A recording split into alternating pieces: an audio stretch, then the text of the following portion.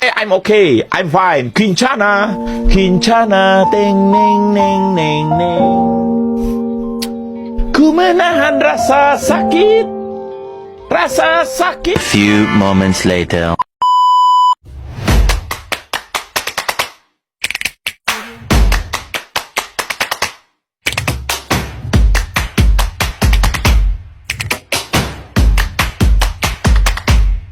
Pose with the fans.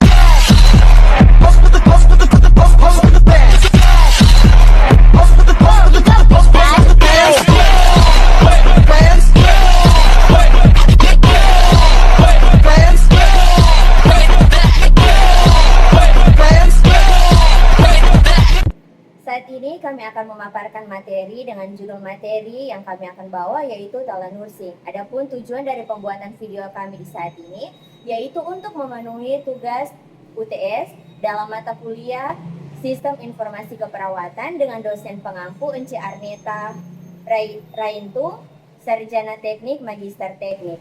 Kita masuk pada poin pertama yaitu terdapat pengertian dari telenursing diberikan kepada rekan kelompok saya. Secara umum, telenursing didefinisikan sebagai penggunaan teknologi informasi dan komunikasi untuk memberikan pelayanan atau asuhan keperawatan meskipun ada jarak fisik yang jauh antar perawat dan pasien ataupun antar perawat. Adapun definisi lain tentang telenursing yaitu pemberian informasi dan pelayanan keperawatan yang dilakukan oleh perawat dengan menggunakan telekomunikasi seperti telepon, video conference, internet, email, dan sistem berbasis web. Selanjutnya kita masuk pada poin yang kedua, yaitu terdapat prinsip dasar dari telenursing. Meskipun menggunakan teknologi, praktik telenursing tidak mengubah prinsip dasar atau sifat dasar dari asuhan keperawatan yang hendak dilakukan oleh perawat, di mana perawat tetap melakukan asuhan keperawatan. Yang pertama ada pengkajian, di mana perawat tetap mengkaji status kesehatan klien. Yang kedua ada perencanaan, di mana perawat menyusun rencana tindakan yang hendak dilakukan kepada pasien atau klien.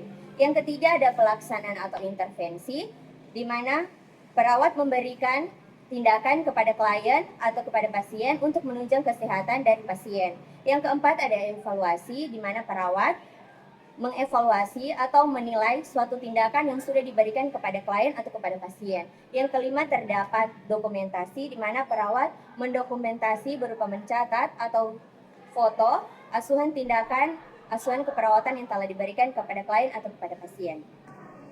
Poin yang ketiga ada keuntungan telenursing.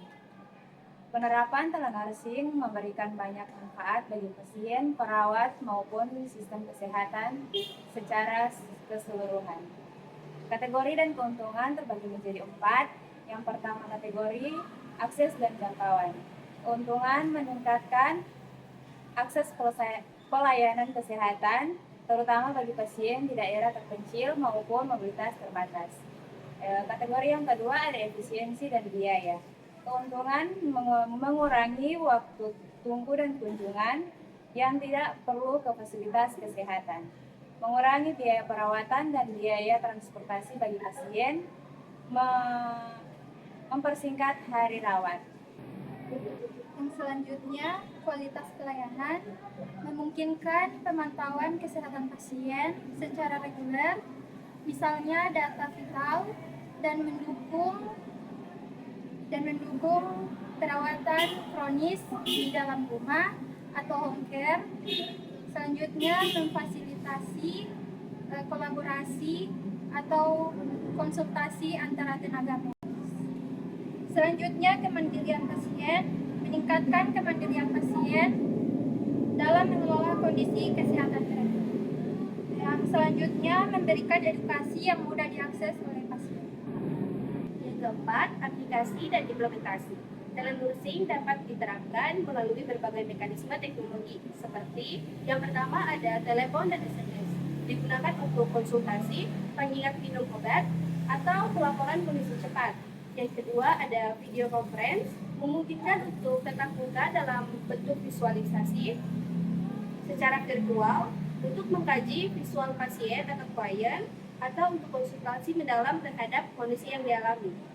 Selanjutnya ketiga ada aplikasi, digunakan untuk pengiriman email dari pasien untuk melaporkan status kesehatan yang dialaminya atau sebagai remote monitoring secara teratur.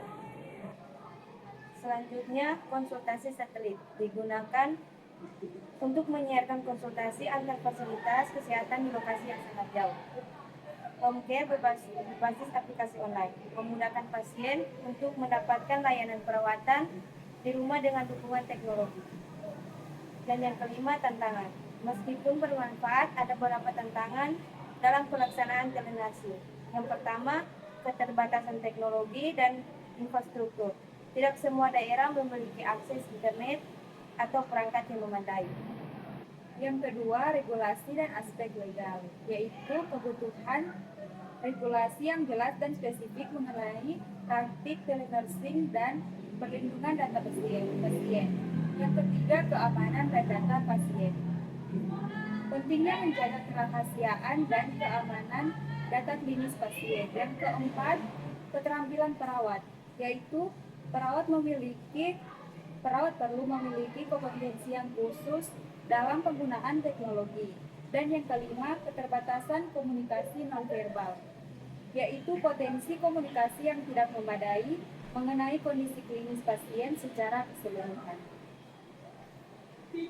Demikianlah pemaparan materi kami mengenai telenursing. Diucapkan terima kasih. Yeah, just say yeah, yeah, yeah.